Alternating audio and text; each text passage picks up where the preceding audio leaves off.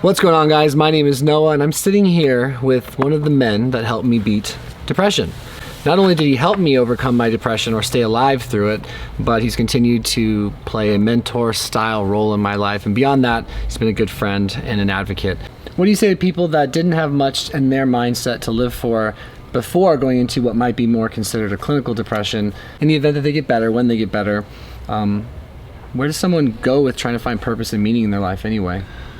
Well, people have to find meaning. I mean, at Viktor Frankl, in the concentration camps, that meaning and purpose is something that one has to decide for themselves. There was a very famous movie with Billy Crystal called City Slickers. Okay, I remember that. Yeah, he went out to the country. He was a lost executive.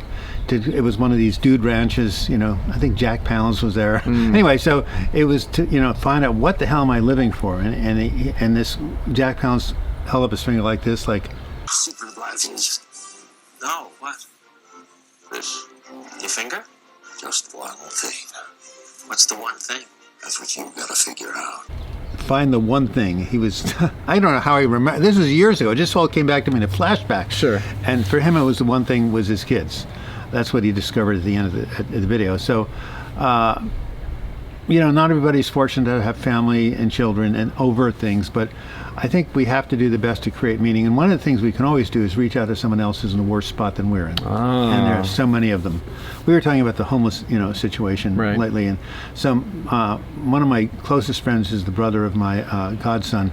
His wife came up from Honduras, Christian, and believes, in the true meaning of the gospel, helping those without. So she goes with her church friends every week down to the homeless population and distributes whatever. So finding a way of being of service or value to other people. Well, that's what Albert Schweitzer said. Everybody wanted their son to be Albert Schweitzer.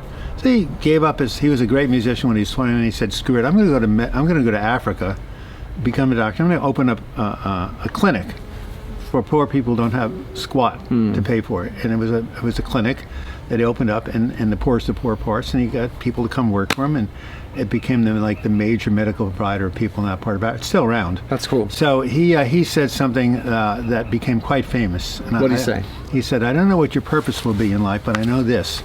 The only ones of you who will find happiness in life are those who have found and learned how to serve." So getting back to service, I'm just reinforcing what you said. No, it's a wonderful thing. Reflecting in my own current life, when I feel often the most at peace is when I'm leading a CrossFit class, if I'm coaching and leading a group of people. I really have found the older I get, and I'm 35 now, I love working with younger people. Late teens, early 20s. You're younger. That's the problem. Well, I'm talking about people. It's all relative. Right. I find tremendous satisfaction in working with them. The other thing, on a more practical, smaller scale, I hosted a barbecue for the 4th of July. I played host, and so I cooked all the food, prepared all the food, and cleaned. Everyone kept checking on me, asking if I was doing okay, could they help? I was happy as can be in that role. You found that just doing the potluck and helping people felt good. And so there's something called the prison of self. Okay. We're all prisoners of our own self, and service allows us to break out of that prison. What's a really practical way to be of service in a day-to-day, on a day-to-day, or at least week-to-week basis? My wife would say, clean your dishes. So basically, make your bed. Start simple. Clean your dishes. I grew up. We've had this discussion before. I grew up in a community of philanthropy. You remember what in the Wizard of Oz? You remember they defeated the Wicked Witch, and they couldn't go home, but they all got the wizard decided to go ahead and give them all a booby prize, like this scarecrow got his brains. Anyway, to those 10 minutes says, "You're going to be he's trying to get the word philanthropist, a good deed doer." I just never laughed so hard.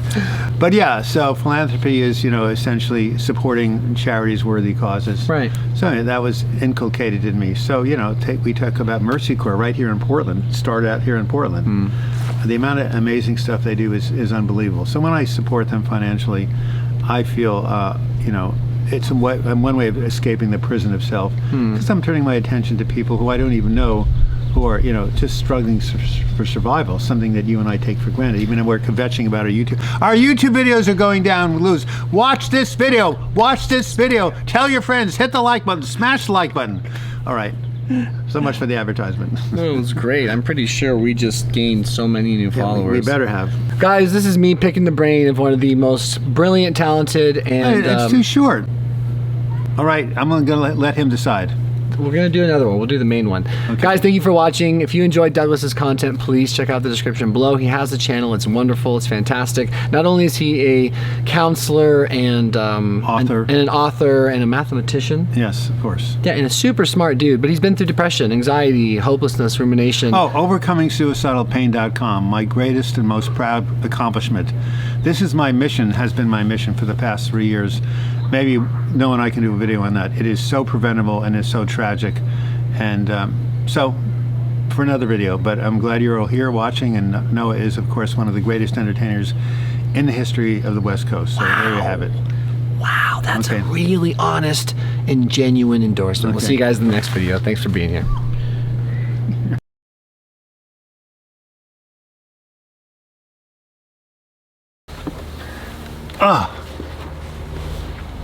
That's all right. Let's even that. So you actually have a way of, on your camera, seeing what it looks like? Yep, I can see it from my phone.